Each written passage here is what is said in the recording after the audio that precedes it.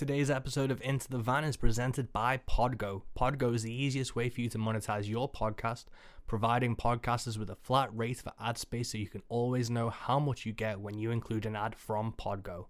Apply today to become a member and immediately be connected with advertisers that fit your audience. That's podgo.co at podgo.co. And be sure to add our podcast Into the Van in How Did You Hear About Podgo section of the application. Rogue Radio, now available on Mixcloud at mixcloud.com/Rogue Country. Keep it rogue. Hey guys, today's episode is brought to you by Rogue Radio. Rogue Radio is the new show that is my favorite radio show. It plays the best modern artists across the UK, Europe, Australia, and the UK, and you know the UK and the other scenes, especially for country and roots that isn't mainstream, isn't necessarily so poppy. We aren't represented in any way, shape, or form, and I include myself as an artist in that. Rogue Radio is trying to change that one episode at a time, and I really enjoy what Alex and Bob have made with this fun. I'm really a big fan of the Two Bears, One Cave podcast, and this is really reminiscent of that, where it's two friends just shooting the shit, talking about really good music, and I think you're going to love it. So go over to mixcloud.com/Rogue Country and check out Rogue Radio there. I know they're going to be bringing out some new shows soon, and Into the Van is going to be on their Mixcloud as well, as part of their new initiative to, create a platform and an entertainment center for everyone who's interested in this type of music. I'm super happy to be partnering with them to drop every single back episode of Into the Van onto their Mixcloud. So if you haven't heard it on whatever platform you'd like to do, you can head over to Mixcloud, listen to Into the Van, and also listen to Rogue Radio, so you've got just hours of entertainment there. I absolutely love the show, and I'm super proud to be working with them. And as always, today's episode is brought to you by my debut album, The Next Life. I'm super fucking proud of this record, and if you haven't given it a chance, please do. I've put everything into this for my debut record. It's 9 tracks that I think are completely solid and stand up next to each other, and I'm just so amazed by the reception of it so far, and I really hope you go check it out. If you have already checked it out, thank you so much. I'm going to drop a track here.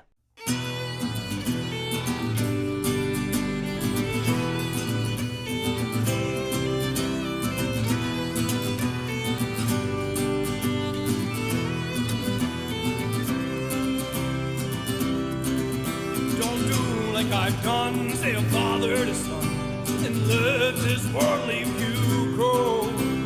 Do what you can and love what you do, for it's a long and lonely road. It's a long and lonely road. It's a long and lonely road.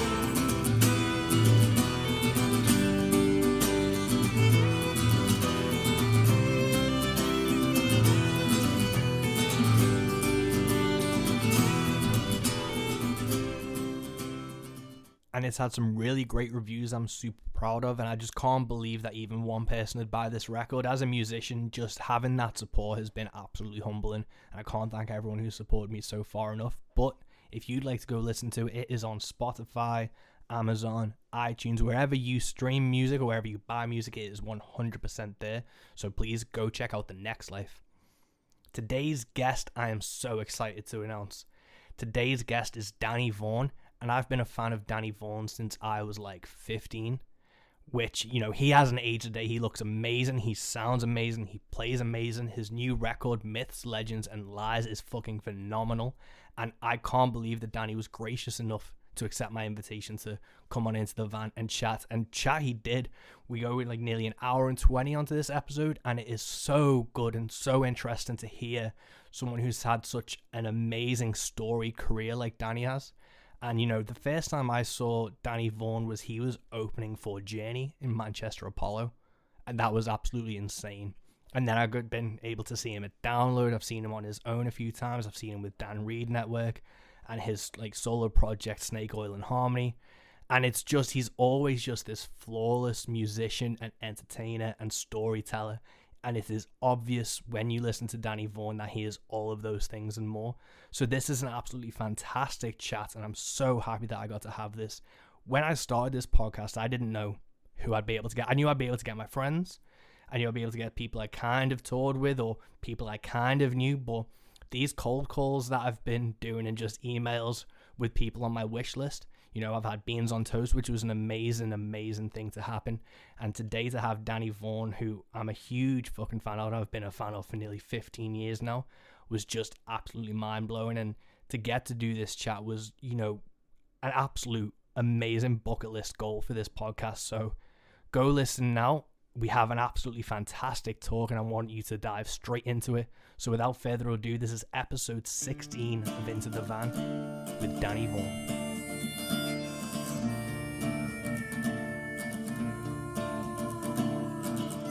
Welcome to Into the Van with me, Mike West.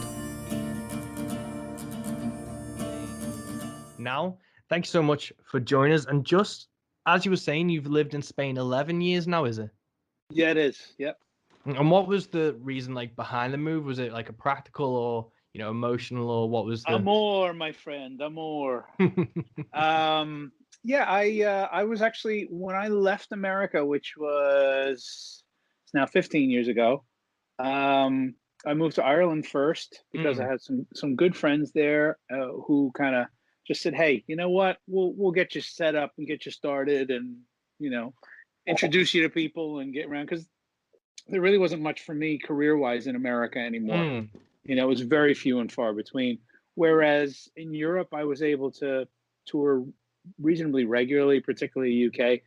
But at my level, it wasn't cost-effective to keep flying over all the time. So, and of course, 15 years ago, we relatively new with Ryanair and the cheap airlines. So it was like the perfect time, you know? And then when Melissa and I kind of met and started courting, as it were, when we finally actually met in person, she had moved to Gibraltar.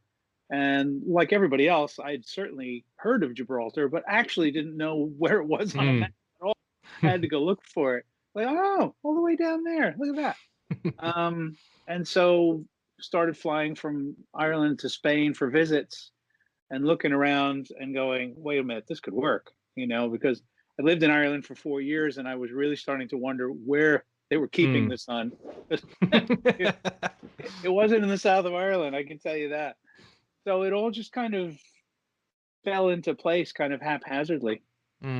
Oh, amazing. And I was going to say, because you have such like a dedicated UK fan base, when you said you were in Spain and when I realized you were, I was like, that makes so much sense as how you tour regularly and things. And, you know, you tour really well with like a lot of dates. So it was really interesting to see that like cross from Spain. But like, I've only been to Gibraltar once. I have a friend who lives just on the border in La Linea. And we did the stupid thing of, do you know the Mediterranean steps on the Rock of Gibraltar? Sure do. We did that at midday, like peak heat. Oh, nice. With one flask of water between six of us. And like one of my friends had like a can of Coke. So one of them nearly died halfway up the steps, and that was a fucking ordeal and a half to... Oh, yeah. Well, you don't want to die there because the monkeys will just eat you. But with obviously the UK touring and things, so you were in Ireland first. Did that kind of influence your songwriting and things? Because I know Myths, Legends and Lies to me has a more Celtic, like traditional folk influence to it. Yeah, that's intentional too. I mean, but I don't think that's actually because I lived in Ireland. That's always been there. You know, the music that I was brought up around, the stuff that my mom and my dad listened to, was so all over the map. You know, I mean, I was lucky enough. My parents, one of their first dates was Bill Haley and the Comets live. You know, so that's where that starts. And you know, my mother was really into Nat King Cole and Harry Belafonte and jazz. And then as a kid, before there was a term for it, we had all these albums that were world music. You know, I was just listening to one today. It's this wonderful singer named Miriam Makeba from Africa. And she was kind of known as the Queen of Africa because she was able to transcend all the various countries, and even, you know, globally, she was world famous at what she did. Fantastic singer. So we had this stuff running around the house, and one of them was the Clancy Brothers, which was a a big Irish traditional group. So I knew a lot of the trad songs from when I was very, very little, which is quite funny when you got a 4 or 5-year-old singing about, a jar of whiskey and, a pretty wench on my knee and things like that. So that's always been there. I was not a rock and roll kid to start with. I was more like folk. The stuff I was Simon and Garfunkel and Crosby, Stills and Nash and Joan Baez and Bob Dylan, and that's what I remember earliest on that was in my house, and Beatles, of course, and then started making my own choices a little bit later on. So I just find, I'd say 99.9% of all music fascinates and interests me. And I'll hear something and I'll think, how can I take a bit of that, bring it into what I do, and, sometimes you don't succeed, but with the Irish thing, it feels very, very natural to me, as my mother's side of the family is where the Vaughn name comes from. And family over there and everything like that. So but obviously the opening track of Myths is the Shadow of King John, which is all about Limerick, which is the city I lived in. And the basic economic crisis that they had there after Dell Computers left and all that sort of thing, and just my love for the place and for the people. No, that's such an interesting thing, and it's amazing how it shines through. But just touching on what you were saying about world music, I was kind of thinking this the other day, because I don't know if you've seen the Disney film Coco, the one, it's like this kid from Mexico, and it's like a mariachi themed film. Oh no, I haven't seen that one yet. Is it good? It's really good, and like there's all this kind of like old like 50s style mariachi music in it, and I had no knowledge of really mariachi music. Everyone knows the kind of stereotype like that type of thing, but it's those 3 trumpets, man. It's just fantastic. I love mariachi, by the way. So I want to try and do a deep dive on that type of things, because the music they were playing was, I'm a huge, obviously, country music fan, and that's just Mexican country music with such a rich like tradition and like artists and things. So I wanted to try and get into it, and it's always been that thing of, if you went into HMV or whatever, world music covered everything from mariachis to Colombian panpipes to Aboriginal didgeridoo, and it's never had kind of the separation that it deserves in like Western stores and things. So to do a deep dive on that type of music or different types of music's been so hard, and it's such a shame that it's just lumped as world music. Yeah. I mean, it covers way too much ground. You're talking about Tibetan Lama chants, and it can be so much of anything. One of the things that I remember growing up as a kid that really and still affects me, like I have a huge love of gospel. I tend to gravitate, funnily enough, towards any form of music that has human voices meshing together, whether unison or harmony.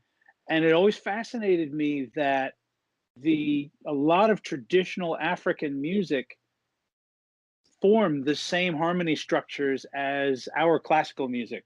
Thirds, fifths, sevenths, ninths. They had all that, and they didn't write it down, but they created it the same way. Whereas, for instance, East Indian music has all those notes in between it all, which I can't even fathom. It's too complicated. But yeah, so we had an album that was basically African choirs having adopted some of the traditional church choir stuff and making it very, very African and ethnic sounding. And I liked it so much better than the originals, because the originals, there was always so much, how serious it all had to be. There was so much circumstance and pomp around it. And with the African versions, there was a bit more fun. There was dance involved and things like that. So yeah, all that stuff. You come to Spain and you find out that this is the motherland for mariachi as well. Those horn structures, the instruments from Mexico are different, but it started here. No, it's so interesting. I always kind of get bummed out in the same way whenever I go into a library. I have a bit of an existential crisis, because I always kind of think that there might be a book in that entire building that would sum up my viewpoint or connect with me so deeply.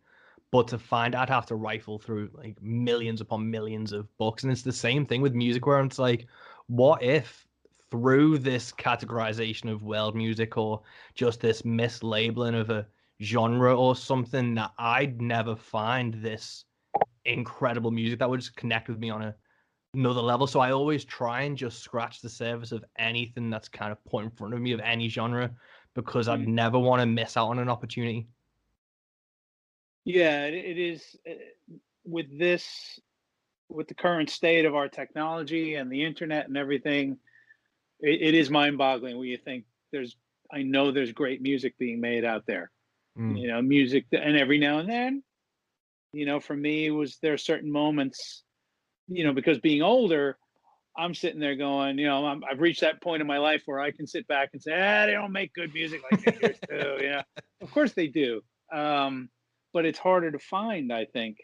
And so when I had moments like the first Temperance Movement album came out, I was just like, yes, this is what I want. This is what I love. Rival Sons was another one. You know, it's, you know, all in with that, with what they were doing. I don't like every single song they do, but I love everything that they do because of how they approach it. They're, you know, and that singer is just, both singers in both those bands are just some of the best I've heard. So, but it is harder to find because, you know, everybody and their brother can make a reasonable sounding demo now at home and put it up on YouTube for you to find. And so, yeah, sometimes I get that feeling. I was like, God, am I missing something great? You know, and there's some of these great, I don't want to call them parody bands, but you know, it started with like Hasty Dixie. Yeah. But have you heard of Steven Seagal? Yes, I've heard of those man, guys. those guys are so good. You know, it's just like, I can't take it. There's too many of them. Yeah. Yeah, that's been the interesting thing. Like, I help run like a rogue country page on Facebook. So we've been like trying to find modern like country and like roots artists, and it's just kind of almost overwhelming how much talent you can find in, you know, just anywhere. And it'll just be a 3-minute shaky phone video, but you're like, holy fuck, how is that guy not huge? And you find all these incredible artists, and it's just the wealth, again, it's the wealth of talent, but there's also so much that you have to kind of sift through. Yeah, for sure. I suppose that's always been, you know, I lived in Nashville for about 5 years, and you know, it was definitely a feast or famine situation because have you ever been, by the way? No. They're, you know, all lined up along the famous Row area and Broadway. And by the way, Nashville is a small city. For a city that's that famous, you can drive 20 minutes from the center of town and be total in the country. Oh, like, really? You know, deliverance country, you know? So, you know, it's one of the most famous cities in the world, but it's actually not that big. And so the famous tourist area, Broadway, the roads, the way they have it set up is if you're looking, the stages are, so the venues are narrow, most of them, not all, but the general ones, Tootsie's and not Exit. There's a few others that's going out of my head right now. But anyway, they're reasonably narrow, kind of alleyway type venues. And the band is in the window facing inwards. So you're looking at the back, and guys are playing like this, and you're seeing that. And the audience is that way. You will never know what you're going to see in those places. And the average percentage is going to be like, meh, you know, because it's the classic kids off the bus, you know, coming from somewhere else. Like, can play 3 or 4 chords, and you know, they can yodel, so they think they're going to be stars. But you will get something occasionally and just go, what was that? I was at a friend's gig one time, and he's this wild and crazy dude who is he's a cowboy poet, is what he calls himself, and he does all this. His hair is like almost down to his ankles, and he's got the big hat. He goes, "Let me tell you a story there," you know. And he'll just do this whole cowboy poetry thing. I love Woody. So I would go, but he'd also sing with his beautiful wife, and I would join them occasionally, like join in some harmonies. So I'd gone down and saw his gig, and then before he left, he said, "Y'all want to hang around because, Jimmy, Joe, Bob, whatever is coming up, and he's gonna play us some guitar, and it'll be good. You'll want to see that." And so we're off at the bar and we're chatting. I didn't really take any notice. There's an older fella, looked a lot like Charlie Daniels, but real big belly, with the plaid shirt, cowboy hat all the way down, beard all the way down, Les Paul way out here on his gut. So I didn't really take much notice, and then he started playing, and I just stopped. A lot of people were still yapping. I was like, "Are you kidding me?" I had never heard anybody chicken pick like this. It was glorious. And I turned to Woody. I said, "Who the hell is that?" And he said, "Oh, that's Merle's guitarist. Been with him for like 35 years. Every now and then he likes to come down and just play his own thing."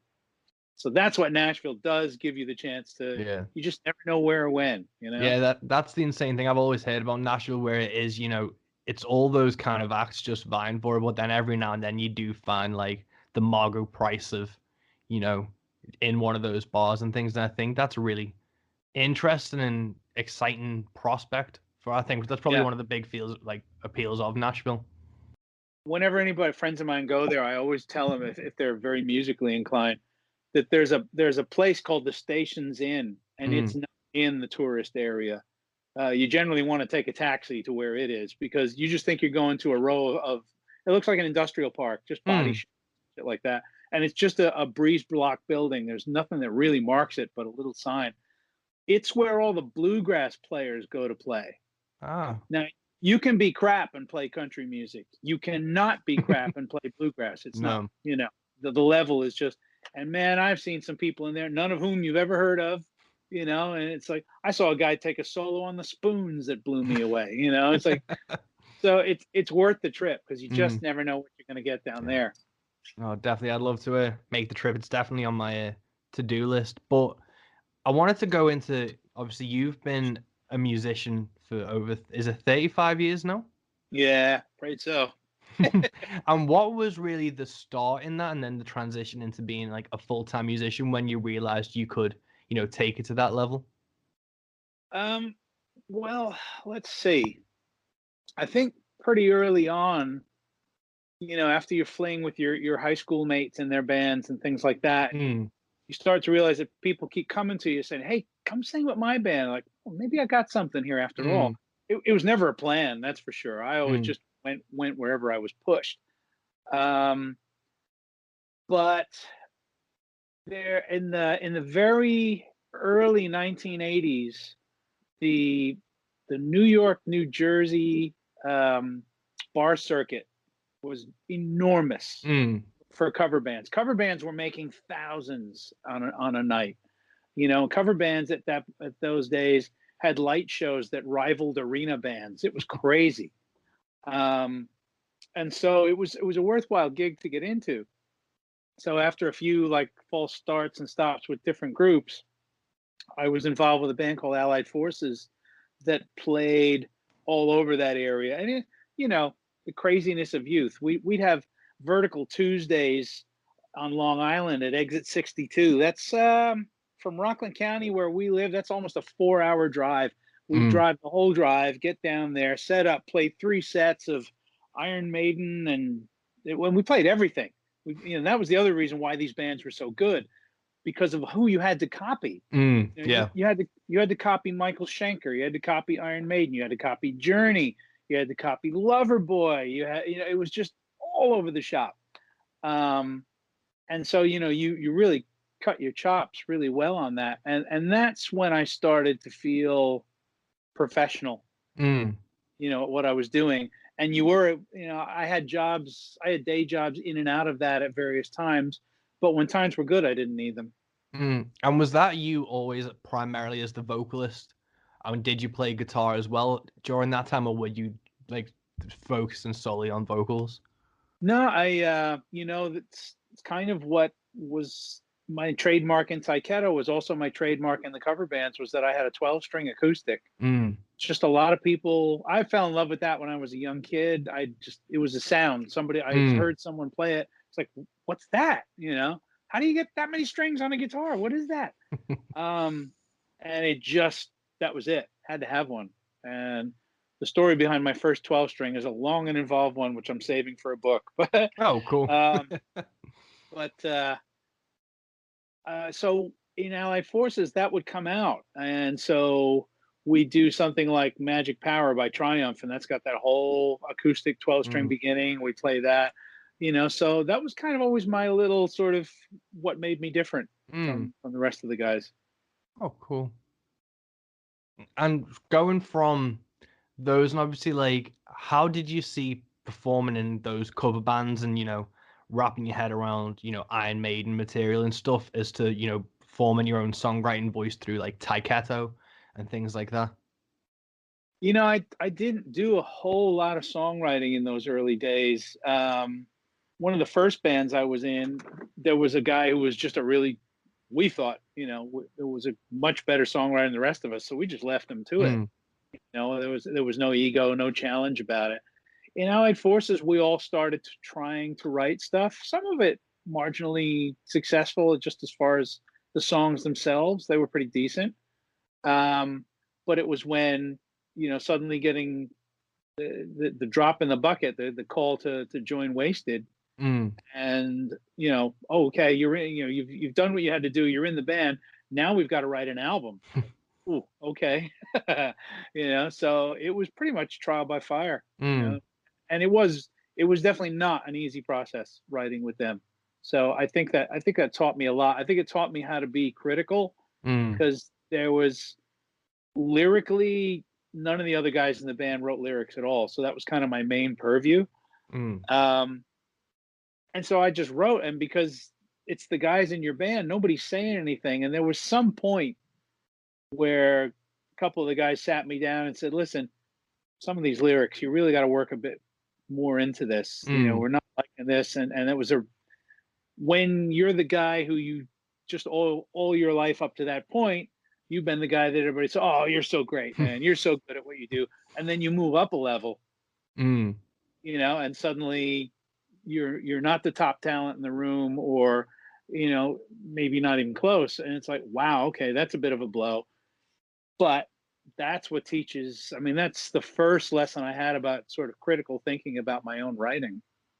Oh, interesting. I think that's such a helpful tool, because obviously you have that when you write a song, you get to play it live. You have that audience feedback from it, but to have, you know, your peers in the band actually come back and say, well, actually, you know, what about this? You know, work on this. Like, have you thought about that line? Has that really stuck with you from then as a songwriter? Absolutely. And I haven't done a lot of collaborating over the years. I certainly would like to do more, but it does hold true where if you're collaborating with someone that cares enough, like for instance, you know, I just did an entire album with Dan Reed, and we'll have conversations about each other's lyrics. I mean, generally, there's not a lot of, we don't get involved in each other's stuff so much. But if there's something that's sticking out, something that's maybe rubbing somebody the wrong way, you know, you get into these conversations about, you know, okay, okay, where are we going with this? You know, what is the person who's speaking? What are they? What's their motivation? Who are they? You know, are they religious? You know, does that matter? You know, with what we're saying, that sort of thing. And I got that, funnily enough, working more on Tyketto's second album. And I'm trying to remember. I may have this story wrong. Hang on, let me think about this. This goes back a ways. No, actually, it was the first album. I was working on Don't Come Easy, and we were in A&M Studios, which is daunting to say the least. You know, I mean, quite literally bumping into Bruce Springsteen and Phil Collins in the hallway, and, you know, Bon Jovi's making Blaze of Glory with Jeff Beck in the next room and all that. And you're just the new kids, just written a bunch of songs. And I remember being like I was looking at a set of lyrics with Richie Zito, and I'm like really pulling them apart, and it's little things, even like little, 3-letter words. Like, is it an and? Is it a the? Is it a but? Is it? And I looked at Richie. I said, I'm really sorry. I said, I probably know that I shouldn't care so much. And he's like, oh, no, wait a minute. He goes, let me tell you a story. And apparently at another time in his life, he was in one of the studios in LA, and the Eagles were recording. And he said, and I just happened, he said, it might have even been at A&M, I don't know. But he said they were around the corner in one of they left the actual recording room, and it was Glenn and Don. And they were sitting on a couch, and he said they were doing exactly this. They were saying, is it an and? I don't know if I want to say and there, because that implies this. And the character seems to be saying da, da, da, da. So it was really, to know that the songwriters of that caliber, worked in that way was a big deal. And writing to me is kind of just creativity is a bit of a passion of mine. And I have over the years collected a number of stories from different places I've seen on YouTube and things like that, from songwriters that I think are genius and brilliant, like Henley. And when you find that there are actually a fair few similarities between yourself and these great people and how they write. I've got a book of random thoughts, basically. Maybe it'll be a catchphrase. There'll be, that'll be a good title, whatever that is. Write it, and just write it. Don't try to write the song. Just get the idea out. And then what'll happen is at some point or another, where I start to try and stitch together a song, I get this book out, and I'll look. And what's interesting is a line from 6 months ago works with a line from last week over here, works with a line from a month ago, and you'll be like, oh, wait a minute, this could all be one song. Henley has what he calls the shoebox. And I saw this wonderful interview, if you can find it on YouTube, is Billy Joel interviewing Don Henley about songwriting. So there's your master class right there. Yeah. And Henley said, yeah, he says, with me, it's a shoebox. He says, I'll get an idea and it just come out of nowhere. And he said, I won't try to flesh it out. I'll write down the line. I'll tear off the piece of paper and I'll stick it in the shoebox. And he said, at some point, I get the shoebox out. And I start arranging all these pieces of paper and going, oh, hey, that works with that. And I'm just, I'm listening to this and it's blowing my mind. I'm like, this is great. There are these wonderful books, songwriters on songwriting. The gentleman's name is Zolo, the guy who writes them. And he's interviewed everybody for all the greats for Songwriting magazine. Really? And so the focus is really on the craft. And so the books are compilations of interviews with anybody from Paul Simon to Sammy Kahn to Leonard Cohen to Dylan. It just goes on and on and on. And they're fascinating reads, both for the similarities and the differences. I'll have to try and track them down. I know I really love Stephen King's book on writing. Yes, it's me too. Yeah, it's not obviously songwriting, but his creative process, and even though it's part autobiography, it's such a great insight into how a mind works. And I think once you know how one person's viewpoint has, even if you can just glean one thing away from it, it's such a revelation to you. And that's why I really enjoy doing this podcast and sitting down with songwriters to discuss it, because even for selfishly, for myself, I'll be able to take something away and be able to put that into, my next song or my next thought process. Right. Now, it's so funny you mentioned that book. I have it in my cabinet upstairs, and I don't quite yet have the goal of writing a book, but my wife kind of nudges me from time to time because she's like, listen, some of these stories, write them down. So I'm kind of starting to formulate an idea of how I'd like to do it, because I do read dozens and dozens of, music biographies. I can't get enough of them. But, there's always the inevitable, however it starts, we have to sort of, to me, you kind of get dredged through their childhood. And I generally find I'm not that interested in their childhood. I'm interested in their careers. Mm. I'm desperate to read Elton's new one. It's supposed to be phenomenal. Oh, really? I've got Dolly Parton's biography sitting on my bedstand at the I bet moment. that's I'm only a few chapters into that, but I remember when I was a kid, I probably read it too early, but I read Gene Simmons' like autobiography, and I must have read that when I was about 10 or like 10 to 12. And that obviously his childhood's such a complex and interesting backstory, but what I loved about it was how, Kiss got started in their marketing and like just the mentality behind them was such an interesting thing. And I think that over Gene's like pomposity or, ego, I think that was one of the main things I always took from that was like his autobiography really stuck with me when I was younger. Do you remember, I'm sure I've never read it, but I'm sure he must have talked a bit about being a teacher in the New York City school system. Yeah. One of his students. Really? Yep. Oh, PS 75, which is on between 95th and 96th Street on West End Avenue. That's where I grew up. And he was a substitute teacher, Mr. Klein. No way. We had him. Yep. And what was that like? Like, I don't remember, but I do know that if you were a substitute teacher, like in the New York school system, if the kids didn't break their teachers, then they loved them.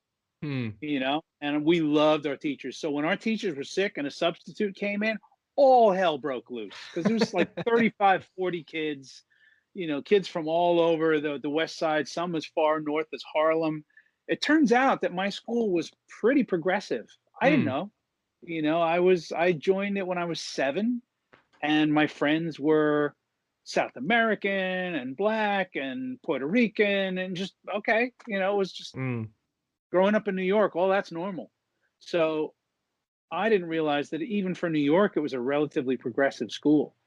And he came in as a substitute a couple times, and I think he said in his book that was what was the galvanizing moment when he realized he needed to make it in music because he couldn't hack it. And I'm like, yeah, so that kind of means he owes me a little money. Yeah, there's definitely some royalties owed somewhere for a line or two about something or other. But no way. So that's so interesting. Like I enjoy teaching. I've taught a bit in not a strict sense, but I've volunteered and taught youth projects, and I've taught at hostels doing NVQs and things. And I went to do like the formal teaching, but I just couldn't wrap my head around the structure of it and things. I don't know if that's just, I'm not very keen of authority and things like that. I don't work well with that type of structure. But anyone who can actually be a teacher has my utmost respect, especially dealing with 35, 40 hell-raising kids. I don't know how subs do. Yeah. No, I know. I have a very dear friend of mine that works in the New York City school system, and it's with particularly challenged kids. It's kids who've got maybe a parent at home that's a drug addict, or they've been through homelessness or whatever. So you got all that added on top of trying to teach them the normal stuff as well. She's amazing. She's been at it for years, and she always manages to connect with them. Man, it's pretty stunning. Yeah, it's such a insane task to be taken on. But going back to like your music and things, when we were setting up this podcast, an article came out of an interview with you, and you talked about after 35 years as a musician, you thought about quitting once, which for me as a musician, I'm like, how could Danny Vaughn ever think about walking away from this? But then as a musician, I was like, how can you only think about walking away from this once, especially with all the trials and tribulations that come with it? Yeah, definitely thought about it more than once, that's for sure. The once was basically, Tyketto. Everybody always, this is the question. Is if I had a dime for every time I was asked the question, why wasn't Tyketto a bigger band? They should have been a bigger band. It was just bad timing for us, and so when you put that much heart and soul into something, which we all did, from really 87 or 88 when we really started getting together and talking about forming a band, and Michael and I really bonded and started writing. all the way through. I think I left right at the beginning of '96. When you're riding that ride and it's going up, and you're surrounded by people telling you that you're the next big thing and blah blah blah, and then it doesn't happen. There's a certain blow to your ego, but it's much more than that. And when it got down to, we started touring, we toured so hard, and we funded everything ourselves. We were paying for our own videos. So the band all lived in a band house together and just did band expenses, which included food. Any money we made went towards our continuing to exist. There were no luxuries. One guy didn't have a vet, and another guy had a Porsche. None of that.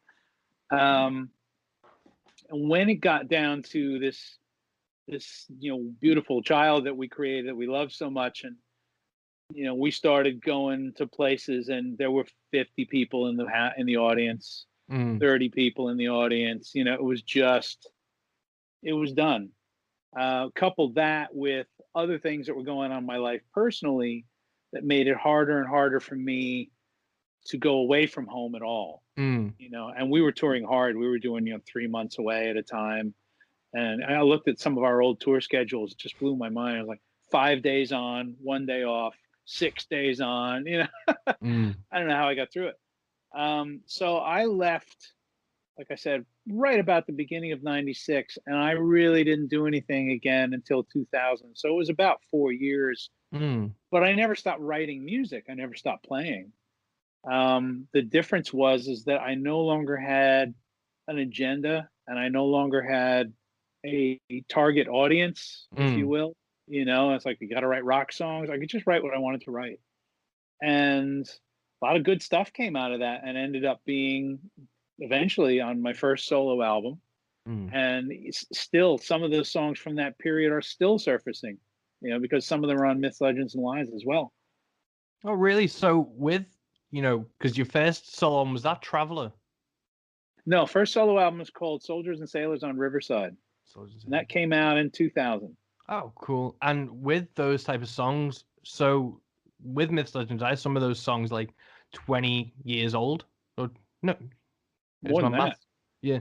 So with recording them maybe on this album, did it have an extra weight to it, remembering that period of time too now? Yeah. Oh, for sure. And it's not, the thing about Myths is that some of the songs that were brought back from the past, they were songs, a lot of them were songs that I all call them my orphans, because I couldn't find an album to home them in. There's a song on the album called 7 Bells that I wrote during that time. And I wrote it because I was so blown away by a Sting album called The Soul Cages. That particularly, he really kind of explored a bit of his past growing up in Newcastle and, all of that. And, so here's a kid from New York City, and I want to write a song about the sea and about, sailors coming back. What the hell was I on about? I don't know. But I started, and, it turned into a 7-minute orchestral opus that, interestingly, a lot of the lyrics were finalized years later when a friend took me, I was visiting Liverpool, and a friend took me to, I heard your accent, you've got to be around from there somewhere. And he took me to the Anglican Cathedral. Oh. And it kind of, some of the lines in the song I was actually writing right there. Oh, really? I was just like, I know exactly where I want to go with this, And so songs like that were written intermittently over periods of years. It's not like you write it, put it away, and then one day you pick it up and play it. By the time you pick it up again, you're another person. Your musical skills hopefully have advanced, and you have other thoughts. There's a song on the album called The Missouri Kid that is the first song I ever wrote. So, oh, really? That song's 40 years old. And it was only initially to be included for that reason, because I thought it would provide kind of an interesting point, bit of perspective. But of course, I've rewritten it over the years. but the band just was like, wow, where have you been hiding this? The guys who were playing said, we love this song. I was like, really? I was putting it on sort of thinking of it as a bit of an indulgence. This is a bit of an ego moment. I'm going to play him a first song I ever wrote, but the guys were like, this song's wonderful. So, I was so happy with all of that. So yeah, all of those, there's so much push and pull on the Myths, Legends, and Lies album as far as where these songs all came from. Oh, amazing. Just as a side note, the Anglican Cathedral, like I'm on the Wirral, so I'm just over the water from Liverpool. Okay. Mm-hmm. And that is probably my favorite building in the entire world. Like I've just grown up, and no matter where I've really been, either on the Wirral or in Liverpool, you can always see that building just because it's so huge. And it is the largest cathedral, at least in Britain, if not Europe, isn't it? I think so, because I've been to like the Vatican and things like that, and I've been to the Colosseum and things like in Egypt and stuff, and it's still that structure. I don't know if it's because it's home as well, but yeah, that cathedral has just always been mind blowing. And another level is now that I know you've been in it making some songwriting. I've been sat in there writing songs as well while I've been waiting for friends to finish uni and stuff. So it's cool. It must just have something in the bricks. Yeah, I think so. I think I was there, and there was at least some kind of choir practice going on. So that didn't hurt either. That's amazing. And with obviously the knocks you've taken through Tyketto and things and taking a break, do you think that was kind of formulative in being an independent artist and finding your voice to say, I get to do, if I write a song, I'm going to put it on an album because it's a Danny Vaughn song. Do you think that helped you not necessarily conquer a fear, but have that kind of motivation and drive to plant that flag as yourself? It did. It was actually conquering a fear. I think that's quite accurate. You make things and you think, who's going to like this? Anybody? Basically you tell yourself your own story. You can sit there and say, this is going to sell millions. This song is brilliant. I've written some songs that I know are hit radio songs. They just never happened to be a hit on the radio. But I know they have all the elements. They got all the right things. They just didn't get to the right ears or whatever that may be. And then you have other songs where you just sit there and go, well, in the end, mate, the only thing you can do is say, this is true to me. Yeah. And it's really the only thing that separates us. There's 11 notes and that's it. And I forget it was who David Bowie said he started training with, who was a master musician, a classical musician. And that's exactly what she told him. Said, there are 11 notes. Now, what can you do with them? And it's so there's that. And from the storytelling aspect, your perception of the world is unique to you. So that's one of those terrible questions I don't like fielding is, what advice would you give for young guys starting out in bands? Like, I don't like going there because who knows what works? Nobody knows. Every success story has got an element of the first Boston album, everybody passed on it, nobody got it. How can you not get that album? Exactly. First time I heard that album, it changed the world. But apparently not. Queen, same thing. Nobody got Queen at first. What's going on there?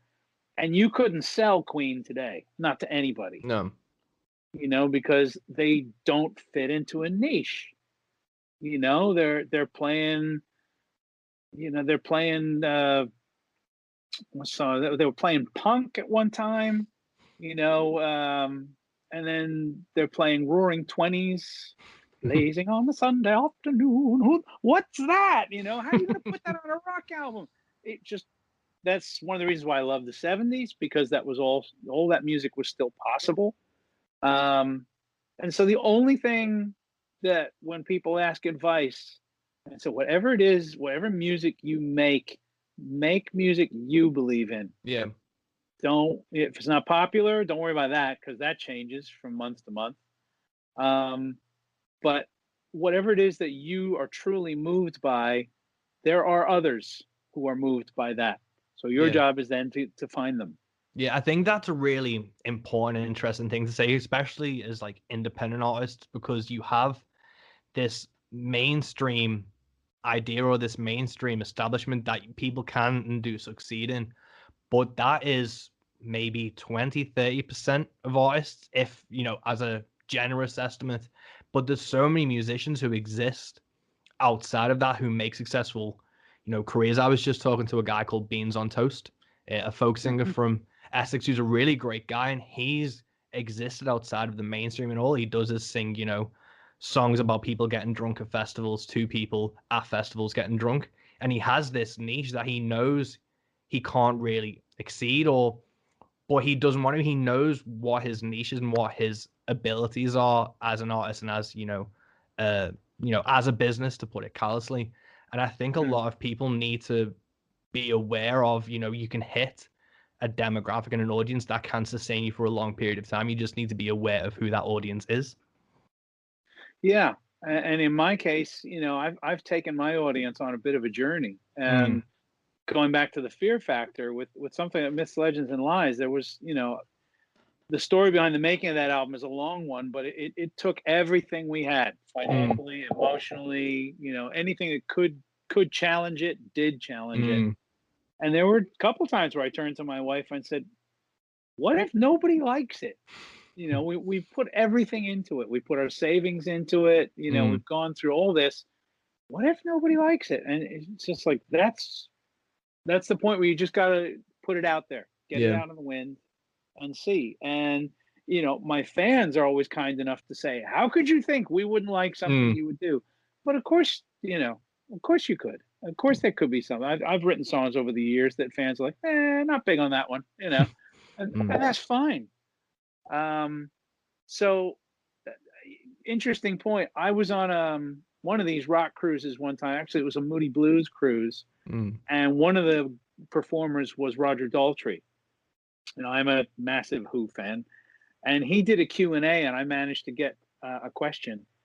And I said, when you guys were in the studio recording Tommy, when that was going on, were you thinking, was there a point where the band looked at each other and went, holy shit, we're doing something that's going to change everything? And he just laughed. He says, first thing he said was, yes, of course. Then he just laughed. He goes, absolutely not. We didn't have a clue. That we were just working. That's all we were doing. And Pete, you follow Pete and where he goes with the music, and you do your bits. But overall, clueless that what they were doing would have, such an immense effect on rock and roll. No such thing as a rock opera before it, that sort of things and all that. So I think that's a fair assessment for everybody. You do your best work and then you put it out there, and it doesn't always get heard. That's the saddest part of it. But that's when you're in the business of trying to sell music. Well, that's popular culture. And so if you're going the popular culture route, then you got a lot of restrictions right there. That immediately takes your songwriting, it pares it down to what you want to do, because there's only going to be a few utterly unique people that also catch on. Tom Waits, personal hero of mine, I've never met anyone, never come across someone's music that it polarizes people as much as his does. And I think, well, that makes sense. Oh, maybe Bowie, because I adore Bowie, but I don't listen to everything he did. No. There's some of it I'm just like, okay, I really appreciate that you felt the need to walk down this road. I can't go there with you. But I think that's the healthy thing for a fan to be. You don't want, obviously, fan comes from fanatic, and you don't want someone to be like that who's completely unadulterated. Like, I'm obsessed with Kiss, and I've got Ace Frehley tattooed on my chest, but I can admit when one of their albums fucking sucks, at least to me. Right. And I think there's a healthy level of awareness. But going back, because Myths, Legends, and Lies, you put obviously so much into it, and like it was through Pledge Music when Pledge Music went tits. Because I remember my dad's name is on the back of that album as part of the supporters. Because really? Yeah, because I bought him as a birthday present.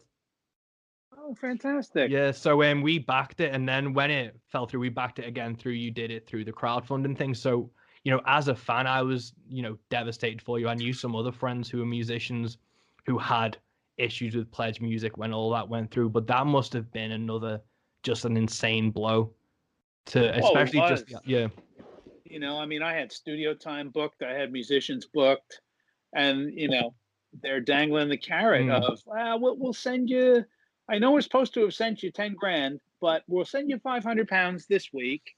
And the next week we should be able to say, and after like the fourth deadline they missed, I went, I got nothing to lose here, because they're not sending any more money. It's just a load of bullshit. And that's when I made the video explaining what happened. And like 26,000 views in like 2 days. And even though there were other artists battling them, that video seemed to just set something off, because suddenly everybody was breathing down Pledge's neck. And I think the major difference between anything I did and what anybody else did was I just drew the line in the sand. I knew it was over. And I just said, they've taken your money. They've not given it to me. So they can steal from you. They can steal from me. They will not steal from Visa and MasterCard, because that's international credit fraud. Get to your card company right away. Tell them you've not received the service you paid for, and they will, they'll be getting calls from them. And that worked. Yeah, that's exactly what I did, because I watched that video and I was like, holy fucking goddamn it. Sent it to my dad and everything. And then it was literally, I went on to my bank, got the money back, and then put it straight into the crowdfunding campaign that got set up. So it was a bittersweet thing to know, because I knew musicians who were directly affected, and we were talking about it to them. So I knew to a point what you'd be going through, and it was, as a fan and as a musician, it was just a really fucking shitty situation to know that people were in because of one company's greed, who looked like they could have changed the game if they'd have not, shit the bed, for lack of a better word. Well, it wasn't even like an entire company's greed. Yeah. It was a CEO who came in and did the old, I'm going to make everybody $1 million bucks. We're going to do this. We're going to be the next Spotify. We're going to do this. Spent a shit ton of money on ridiculous offices down in Covent Garden, hired a bunch of 6-figure salary guys that they didn't need, and suddenly had to pay for all that. And they did it by, well, the short of the story is that for 8 years, that thing ran like clockwork. The old saying, if it ain't broke, don't fix it. Well, unfortunately, American CEOs are just brought up on conquest, pillage, move on to the next thing. They don't care about making a business. People are not in business to make a living anymore. They're in business to make a killing. And so it's there's no connection to what you're doing. And so their original paying structure was, they got a daily statement from PayPal. You think about it, they had like hundreds, maybe thousands of artists, all money coming in, all that. PayPal would send them a daily statement, completely down to the penny. Which artist? Okay, Danny Vaughn today got 150 pounds for this, and this. And they had that from every artist that was on the label. So therefore, because they take 15%, it's like, oh, okay, 15% of 150 pounds, we'll take that. It worked. They decided to switch. Well, this guy switched them to another company that gave them, I think it was a once a week statement every other week with no formal accounting, just lump sum. And that allowed them to just take what they wanted and go, oh, well, some of this is ours, and it's all this gray area, but we need it for development. And suddenly the artists weren't getting their money. I mean, there's a band in America called Ogre that I heard they owe $100,000 to. Fucking hell. And none of them ever got it. Jesus. And that guy is now running another music company. He walked away from that unhurt. That's disgusting. Yeah, it's just ridiculous. And like for me, like selfishly, I'm obviously like a small artist. I was planning on going that crowdfunding route for my album. So when that fell through, it was obviously like, shit, I'll have to try and find another way to fund it. And I was lucky enough I kind of took that approach, but just through Bandcamp and just to set up pre-orders, and was lucky enough that people did it that way. But with your album, Myths, Legends, and Lies, and obviously you had Traveler before then, and I think I first saw you opening for Journey in 2007 on the Traveler record, or it may have been around. That was just myself and Tony Marshall playing acoustically. Yeah, and that was a really great thing. And obviously, in that article, I think it was Blues Doodles from the other week, you talk about that Americana country scene. Have you found much crossover with like these two albums, that you have, your Tyketto and Danny Vaughn fan base, and you have like country audiences coming across? More, yeah. Well, Myths, Legends, and Lies, I was really happy that I was getting attention from Americana. I mean, the album charted in the UK Americana charts. We were number 3. Oh, amazing. Yeah, some guy named Springsteen was at the top, but I don't know. So yeah, I mean, things like that where it was just getting attention for the music, because there were whole areas of people going. I don't know how many interviews I started over the last 6 months with, "I'm sorry to say I don't know who you were. I don't know who you are. I haven't heard of you before." I'm like, no, I love that. It's just it's a whole new, and if I can keep heading that way, I actually wouldn't mind at all. And of course, COVID has put paid to several plans that I'd had of getting involved in some of the more Americana, potentially even country or folk festivals. And obviously not coming in for big bucks or anything, but just coming in as like one man and a guitar. I say, look, let me play you some songs and see what you think, and just let the music do its work. Yeah, I think you'd obviously shine on that, because I remember you played the Download acoustic stage in 2010, and after this, I'll send you the picture. I was in the front row for that. Were you really? Yeah, and I remember because now I've done that twice, so I'm trying to remember. Was 2010 the one where did PJ come out and play with me on that one, or was that the earlier one?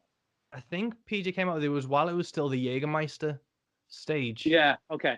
Yeah, and I remember you did Last in Line, and you did like. Okay, that was the first one. Yeah. Yeah, I remember just absolutely being blown away by that, and from just knowing that experience and seeing you live, a fair few times, I think you'll go down such a treat in those type of Americana and country festivals, because there's a lot of, not necessarily poses or there's people trying to tick boxes, while I think, again, it's what we were saying before, it's just purely authentic what you do, and I think it's going to really resonate with people. So I think going down that route is why a lot of people will be crossing over to find yourself.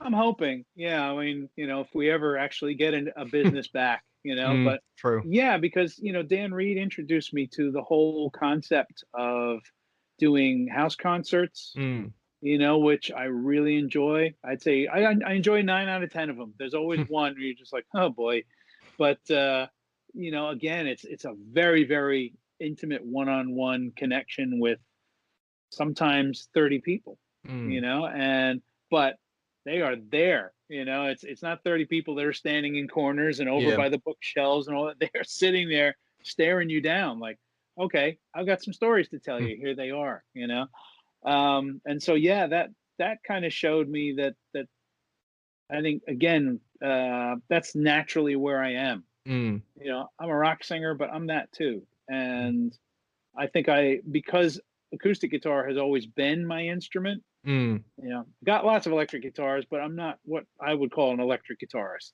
More of a rhythm guy, but acoustic guitar, I think it's the instrument that just comes most natural to my hands. So that's always been there, so my methodology through Tyketto and a lot of my, some of the project albums and things I've done over the years is I'll write something. It'll almost always be an acoustic song to begin with. Something like, I think it's something like Sail Away from the first Tyketto album. It's in the tuning, but it's just an acoustic thing. And I love these kind of open ringy chords. So if you're playing E up here, right? I don't know how many songs I've written using this technique, by the way. So you slide that same form around. And I learned, you learn this from Jimmy Page, because he was doing this forever. So that's a B, but you've got the high ringing. Oh, that works. Oh, that works. So this is always there. You got the open B and E string. So, Sail Away was.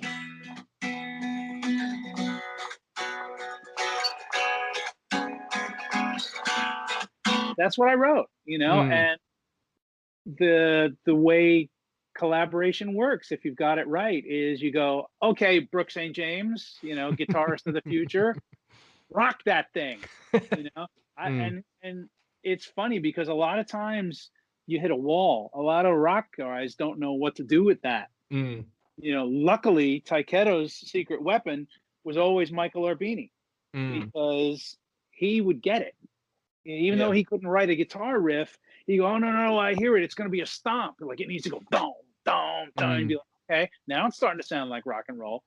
And then I remember with Sail Away, it might have been a week or so. And it was so typical Brooke because he came in one day. He's like, guys, I got this thing for that, Dan, that acoustic thing you showed me. He goes, I got an idea, but it's too heavy. It's not going to work. That was his way of selling something. Like, you're not going to like it. It's too heavy. And he played that riff. We were all like, touchdown. This song is going. And that's how that stuff happens. But for me, most of my stuff will almost always start sounding country. That's so interesting. I know I've seen a lot of bands that are either metal or rock, and they switch to acoustic, and they still try and play an acoustic like it's an electric guitar. And I think that's one of the initial stumbling blocks. So that, for me to, like, obviously hear you do that, makes so much sense for where the sound of Tyketto and your solo stuff comes from. But with, like, Dan Reed, how did that collaboration and solo come around? Because you were meant to be doing one in March of this year, because you did a solo tour in July last year, which I unfortunately missed because I was on tour and I missed you by one day, which I was gutted about. But then you have these like collaborations with Dan Reed. Does that make it interesting live? Does the stories change and the dynamic change during those tours? Oh, absolutely. I learned so much from him. He's a storyteller to me on another level. And we write utterly differently from one another, and for some reason it works. And again, he's drawing from his life experiences. So I always laugh at when, we've done 3 tours together so far. And part of the show is our conversations, because I don't want to sound egotistical, but we're fairly interesting people. I'm growing up in New York City and I've traveled all over Europe, and, I had these crazy 60s parents. My father's a painter, all this kind of stuff. And I'll tell my little story of where, I was here and this happened, blah, blah, blah. And Dan will come in with, well, this next song, he said, I wrote after spending 3 months in silent meditation in the hills of India. Oh, fuck you, Dan. Mr. One-upsmanship. You can't beat his stories. And then he'll go with, there was that time when the Dan Reed Network opened for the Rolling Stones. You're like, oh, come on, So we have a great time, and I think it's a learning process for both of us. It's something that had the potential to not work. We're both lead singers, and therefore that's troublesome. Lead singers generally are a kind of a bitchy breed. I've gotten along with most of the ones I know, I'm happy to say, because I think it's quite fine for you to be as good, better, whatever than me. I don't really care. I'm reasonably comfortable that I'm good at what I do. Yeah, not arrogance. It's just I found something that I'm good at, and it's over 35 years. I've kind of figured it out. Still figuring it out, really. But not all singers are like that. They get very like, don't look at me on, remember the old Eddie Van Halen stories about turning his back to the audience? It's that kind of stuff. So with Dan, instant openness, because when I first talked to him about doing this idea of 2 lead singers touring together, playing their songs, he took it to the next step and said, well, let's not just, you play one of yours and I play one of mine. He goes, let's get involved in each other's stuff. And so the door was wide open. He was like, yeah, if I play a song and you hear something, join in. So some of it's very free form. You don't know, cool. and he's very good at that. And that has taught me a lot because I'm not. I have to, I do my online concerts. I practice all that stuff. I got to play Wings. Yeah, I've played Wings about a bazillion times, but I will run through it. Because my brain is not to be trusted. And as a guitar player yourself, I know you have those moments where you're changing from one chord to the next that is right, but the brain goes, "Are you sure?" Yeah, 100%. I really, throughout this entire lockdown, I've not really played much. I haven't really done many live streams, and I did one the other week, and it was the first time I did a 45-minute set, like pretty much uninterrupted, and it was in front of like a film crew as well who were recording it, and that was the most nervous I'd been for a show in so long, because just my brain was like, "Are you sure that's how it goes?" So I was like rehearsing and practicing beforehand. I had a great call when I was with a band that had a tremendous guitar player in it named Keith Atack, really, really talented musician. And it just made me feel so much better because I had to play guitar electric as well. And again, I'm not comfortable there. So I really tried very hard. And I just had one of these moments on stage where I just looked down and my hand went, "What? What do you want?" And so I was so embarrassed. And I went to Keith and I said, "Keith," I said, real quiet, I'm like, "After all the years of you playing," I said, "do you ever have those moments where you look down at the guitar?" And he cut me off and he went, "And it's just a lump of wood." Exactly. It just made me feel so much better. I was like, "Oh, thank God." So yeah, the mind is the enemy, without doubt. Yeah, 100%. And we're getting past the hour mark. I don't want to take up too much of your time. So to wrap things up, where obviously this lockdown's kind of just ongoing and things, what are the future plans for yourself? And I know has the tour been rescheduled for next year for you and Dan? Currently, the dates are November and December of this year. I think that's probably wishful thinking. There's definitely a lot of discussion going on about that at the moment. Tyketto has got UK shows in March of next year. I'm going to keep my fingers crossed that we all figure out how to have live concerts together, because if we don't, then that's going to be on the block as well.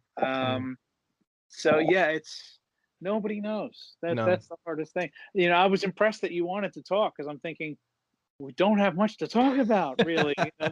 Nobody has anything going on. But I am doing the online concerts. I'll do another one this Thursday. It's just as much for my benefit as anyone else's, to keep me not just playing, but practicing. And, if I've got a performance goal, like I said, then I'll work through stuff and make myself try to be on top of these songs rather than just get I played it 100 times. It'll be there when I need it. I'm not that good. I have to, I have to focus and make sure it's there when I need it. So really doing that. And of course there are occasional offers of writing and collaboration, from one home studio to the next. So I think there'll be some more things coming out of that from different people that I've been speaking to recently. But other than that, we're all in this massive holding pattern. It is. It's a shame, but this is kind of why I wanted to do the podcast, and why you, as a fan, you've been at the top of my list to do this podcast. And I was hoping to catch you and Dan on the tour, but I just had to talk to you. And this has been a really interesting thing for me to just try and not just as a musician and as someone who tries to create things, to have something to pull out every 2 weeks, but it's been a really nice way to just connect with people. And for this lockdown, this has been a really sense of sanity and stability for me, which has been awesome to have. And I think it's the same thing with live streams and things. Absolutely. It's still, because when I do it, I'm playing. My wife and my dear friend Julie Bootland is kind of manning their computers, and so they're seeing the response to what I'm doing. I'm not, and that's difficult. Now I have seen I don't know how this is done, but one of my all-time favorite writers, performers ever in the world is John Hyatt. And he's doing an online concert where he's selling proper tickets. Like you can get loge seats or mezzanine seats or whatever else.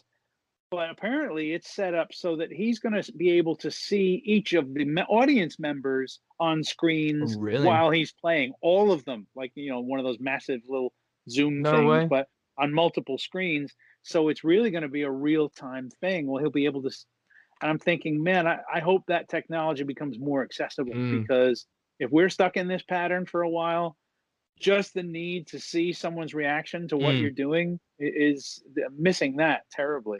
Yeah, 100%. I don't know if you're a fan of Jason Isbell, but him and his wife played, I think it was the Brooklyn Bowl in Nashville, and they had like projectors around the hall of people watching it, and it alternated between Zoom things so they could still see stuff. And it was such an interesting concept to have. Yeah, well, as always, when we have major shakeups in our life situations, certain technologies leap forward. And that's what's happening here. You know, companies that have been saying for decades that there's no way we can have our employees do their work from home are now having their employees work from home. And it'll stay that way. You know, when this is over, all these people aren't going to go back to the workplace because we don't need the workplace, do we? We don't. You know?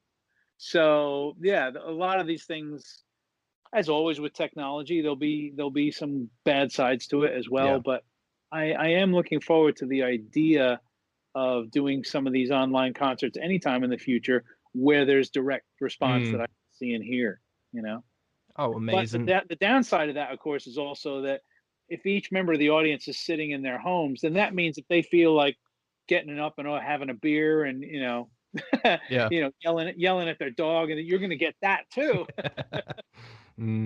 Yeah, it's going to be definitely an interesting balancing out thing. But, you know, I'm hoping, I think everyone is just optimistic that we'll be getting to live music soon. But the live streams, it's kind of what you make of it, isn't it?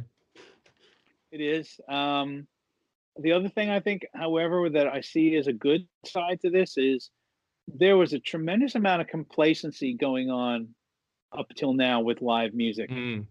You ask any player, and they're just like, the first thing you do when you post tour dates is start fielding the complaints. Why aren't you playing my town? Why aren't you playing here? Oh, that's, you know, well, I am playing, you know, I'm not playing the Wirral, but I am playing in Liverpool. Oh, that's 20 miles away, you know, and you just think, wow, you know, so that, I think that might dissipate a bit.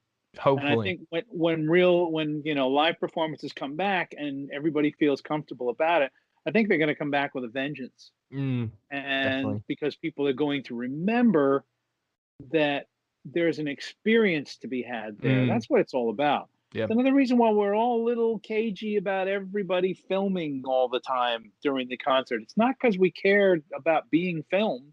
Hey, you know, it's great promotion, but you're not watching the concert. You're not listening. You're paying attention to your screen, or, you know, if I got them in focus. And I even challenged an audience one night and I said, come on. I said, do you really go home and watch these? No, you don't. You put them on a hard drive and you never see them again. Some people disagreed with me. That's fair enough. But I just think that where I would never demand people not, you know, have their phones up and record, I would encourage it a little bit, because a good concert is not about the band being good. A good concert is a circular effect. You know, what we send out, what you send back, all of that, we're playing off of you now. Otherwise, what are we doing? We're just reciting from, you know, by rote. What's that? You know, that can be done. That can be done at home. So I think that is going to be rightfully missed. And I'm really hoping that when it comes back, people are like, wow, you know, I just went and saw this and it was like the best night of the last month, and it meant so much to me. That's what all us music fanatics want from our music, you know? Yeah, most definitely. And I think it's even, you know, it's such a value thing, because I saw that video you put up of playing after your show at the merch table because a fan requested a song, and wasn't that something? yeah, those type I of was so glad somebody filmed that, Yeah. because not for my ego, because I just thought what a tremendous moment that was, because I saw her, and then somebody, it was at the meet and greet, and they introduced her, and as soon as she said her name, I went, because I got in the email saying, "Hi, my name is Leah, and it's a lovely email about why she loved this song," and I was inviting people to tell me what they'd like to hear on the night, and it just, I don't know why I didn't write it on my list, and it just skipped my mind. I was like, "Oh no, we can't have that." Yeah. Yeah, and when you, particularly with these acoustic shows, you're having a relationship with every single person in the room. It's I've said this to people for years. Acoustic shows in front of 50 to 100 people are much harder than stadium rock shows. Definitely. That stadium rock shows have their own complications, and of course very daunting to stand up in front of 25,000 people for sure. But after the first 3 or 4,000, it's just colors and shapes.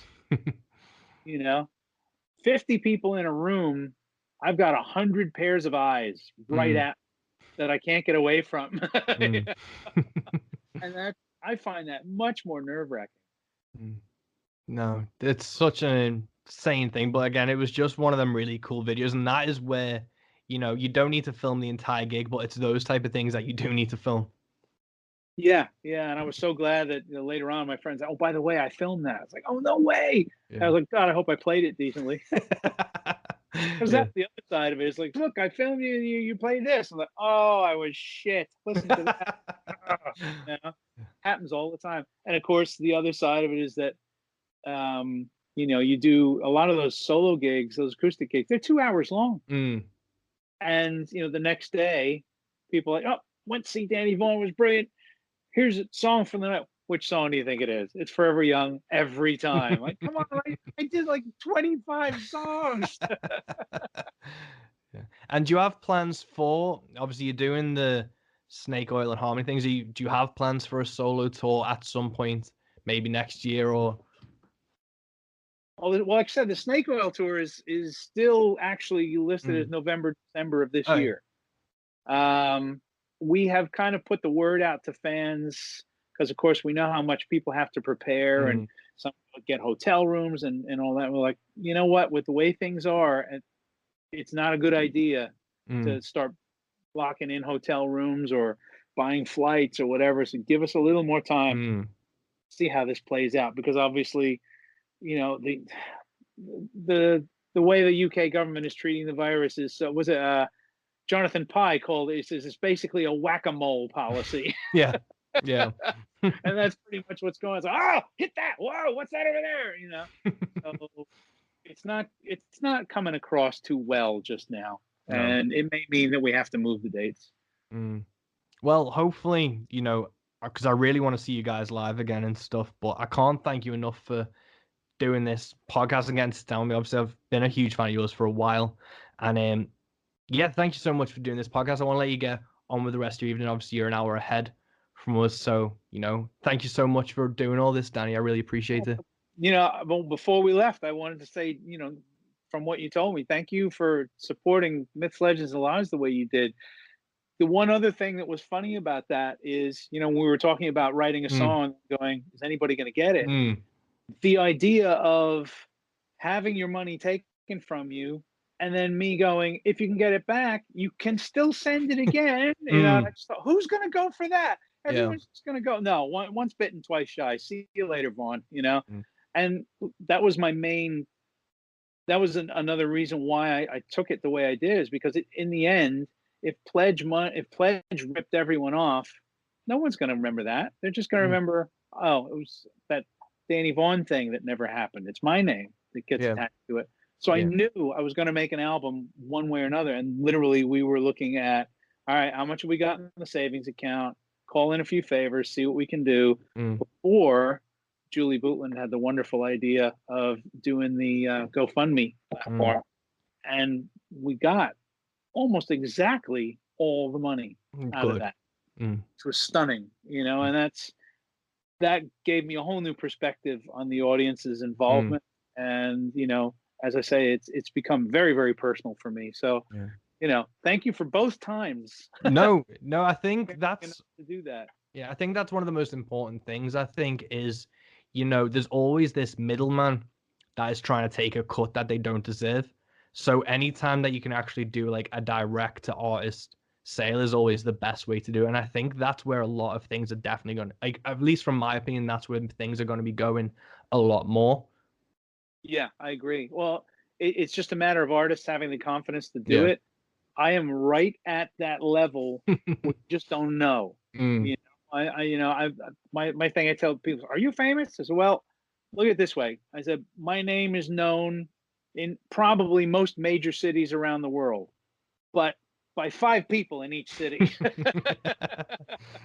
So that's kind of where I'm at. It's not like if Steve Harris wants to make a solo album. There's going to be enough people there to do it. You know, with me, it was who knew until we found out, and now we do know. And so I'm excited about the next one. Amazing. The songs are on the whiteboard, and ideas are percolating. So great. With things the way they're going, that by the time we get ourselves out of this situation, I hopefully will have be prepared to start that whole process again.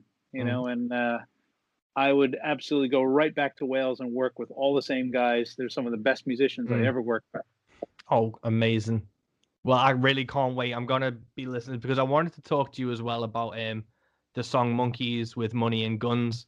But because I love that track, but I definitely, I don't want to take up too much of your time, so I definitely want a sequel to this conversation. And anytime. Yeah, I'd be happy to. Yeah. Well, thank you so much, Danny. This has been a real treat for me, and I am just thank you so much, and I hope you enjoy the rest of your evening. Yeah, same to you. Well, thank you for having me. Like I said, as you can tell, I'm generally not at a loss for words. So, you want to have another conversation, just let me know. Oh, well, but thank you so. Do it more by email because I'm really kind of shit at keeping up with Instagram, as you found out. No, that's fine. I'll drop you an email, but thank you so much. All right, and give my best to your dad as well. Oh, thanks so much. Before we go, I also run a radio show called Rogue Radio, and we're gonna be playing one of your songs on it on one of the next episodes coming up. Would I be able to get you to just do a quick liner of "My name is Danny Vaughn and you're listening to Rogue Radio"? Yeah, that's it. Not your name as well? Okay. No, it's yeah. Hey, this is Danny Vaughn from Tyketto, and you are listening to Rogue Radio. Turn it up. Amazing. Thank you so much.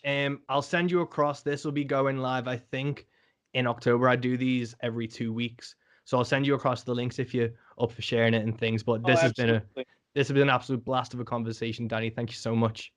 These are the kind of conversations I enjoy. So, where we're talking writer to writer and player to player. So, do let me know because I'll make sure that, the rabid fan base is all over it. Amazing. Well, thank you so much. And I will definitely be seeing you at Chester or Liverpool at some point soon. Fingers crossed, my friend. Fingers crossed. And there we have it, guys. That's episode 16 of Into the Van, Into the Bag. And I cannot believe I got to interview Danny Vaughn. That was so fucking cool and so fucking interesting. And I'm just absolutely made up that got to happen. I remember when I booked it in, the first thing I did was tell my dad because we're huge Danny Vaughn fans. So I knew he'd get a kick out of this. And I really hope you got a kick out of it too. And, it was interesting for you. You learned some things. You immediately stop this podcast and go listen to Myths, Legends, and Lies because it is fucking brilliant. So, yeah. Go support Myths, Legends, and Lies. Go support Danny Vaughn, Snake Oil, and Harmony, and all his projects. Go listen to The Next Life. Make sure you subscribe to Into the Van, and I will see you at the next episode, my friends. Peace.